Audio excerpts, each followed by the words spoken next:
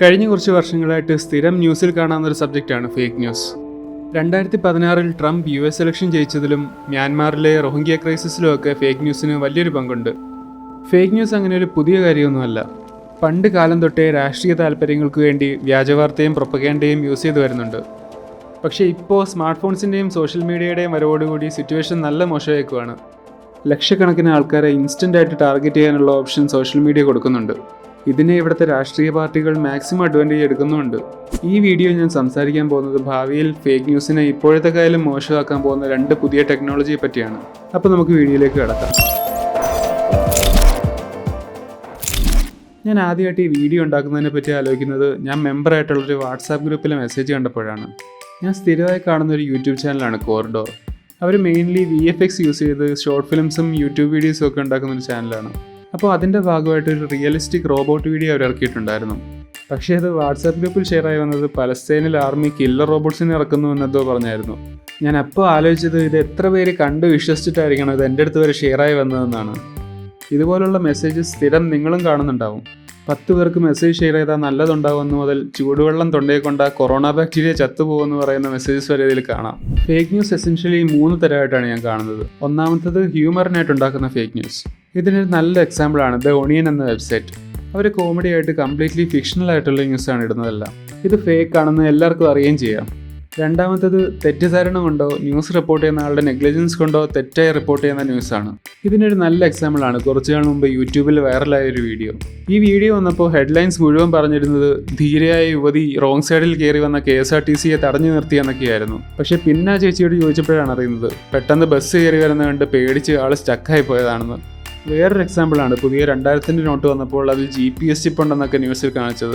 ആദ്യം news break ചെയ്യാനുള്ള ധൃതിക്ക് news authentic ആണോ എന്ന് ചെക്ക് ചെയ്യാത്തതിൻ്റെ പ്രശ്നമാണ് ഇതൊക്കെ. മൂന്നാമത്തെ ടൈപ്പാണ് പ്രൊപ്പഗാൻഡ.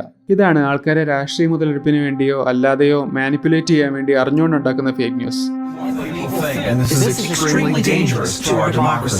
സോഷ്യൽ മീഡിയ വന്നതോടെ ഇത്തരം ന്യൂസിന്റെ എണ്ണം നന്നായിട്ട് കൂടിയിട്ടുണ്ട്. ഫേസ്ബുക്കിലൊക്കെ ഇപ്പോൾ ടാർഗറ്റ് ചെയ്യാൻ താല്പര്യമുള്ള ഓഡിയൻസിനെ മാത്രം സെലക്ട് ചെയ്തിട്ട് അവരിലോട്ട് ആഡ്സ് എത്തിക്കാനുള്ള സംവിധാനമുണ്ട്. ഇതിനെപ്പറ്റി ഡീറ്റെയിൽഡ് ആയിട്ട് അറിയണമെന്നുണ്ടെങ്കിൽ നെറ്റ്ഫ്ലിക്സിലെ ദ സോഷ്യൽ ഡിലമ എന്ന ഡോക്യുമെന്ററി കണ്ടാൽ മതി. എല്ലാവരും കണ്ടിരിക്കേണ്ട ഒരു ഡോക്യുമെന്ററി ആണത്. ഫേക്ക് ന്യൂസിന്റെ ഇമ്പാക്റ്റ് ഇനി കൂടാൻ പോകുന്നതേ ഉള്ളൂ. ഇതിന് മെയിൻ കാരണക്കാരനാണ് ഡീപ് ഫേക്സ്.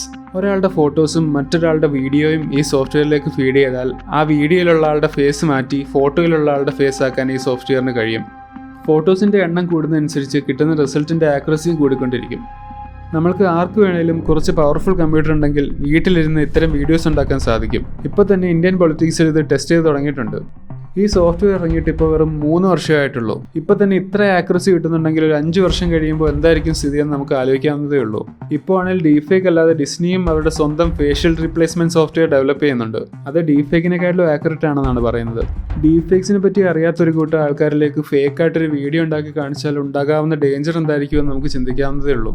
ഡീഫേക്സിന്റെ ഇമ്പാക്ട് ശരിക്കും കൂടുന്നത് വീഡിയോയുടെ കൂടെ ഓഡിയോ കൂടെ മാനിപ്പുലേറ്റ് ചെയ്യാൻ പറ്റുമ്പോഴാണ്. 3 വർഷം മുമ്പാണ് അഡോബി അവരുടെ വോക്കോ എന്ന സോഫ്റ്റ്വെയർ ഷോക്കേസ് ചെയ്തത്.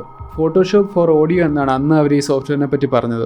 ആരെങ്കിലും പറഞ്ഞൊരു സെന്റൻസ് എടുത്തിട്ട് അത് എഡിറ്റ് ചെയ്ത് നമുക്ക് ഇഷ്ടമുള്ള രീതിയിലാക്കാൻ ഈ സോഫ്റ്റ്വെയറിലൂടെ പറ്റും. ഇതിന്റെ ഒരു ഡെമോ നമുക്ക് കാണാം. So as you can see, we have the audio waveform above it and we have the text under it, and when we play back, the text and the audio should play back at the same time. So let's try it. And I kissed my dogs and my wife. Okay. So let's do something here. Okay, so what do we do? Easily copy paste. Let's do it. Copy paste. Oh, yeah, it's done. Let's listen to it. And I kissed my wife and my wife. Oops. ഇതിനുശേഷം technology ശരിക്കും advance ചെയ്തിട്ടുണ്ട്. ആരുടെയെങ്കിലും 5 second voice clip കിട്ടിയാൽ അവരുടെ voice completely clone ചെയ്യാനുള്ള technology പോലും ഇപ്പോൾ ഉണ്ട്. ശരിക്കും ഈ ടെക്നോളജി അതിൻ്റെ ഇൻഫൻസി സ്റ്റേജിലാണ്. വീഡിയോ പോലെ തന്നെ കുറച്ച് വർഷം കഴിയുമ്പോൾ ശരിക്കുള്ള വോയിസും കമ്പ്യൂട്ടറിൽ ഉണ്ടാക്കിയെടുത്ത വോയിസും തമ്മിൽ തിരിച്ചറിയാൻ പറ്റാത്ത അവസ്ഥയാവും. പബ്ലിക്കായിട്ട് ഫോട്ടോസും ഓഡിയോയും അവൈലബിൾ ആയിട്ടുള്ള ആരെക്കൊണ്ടും എന്തും പറയിപ്പിക്കുക എന്നുള്ളൊരു സ്ഥിതിയാവും.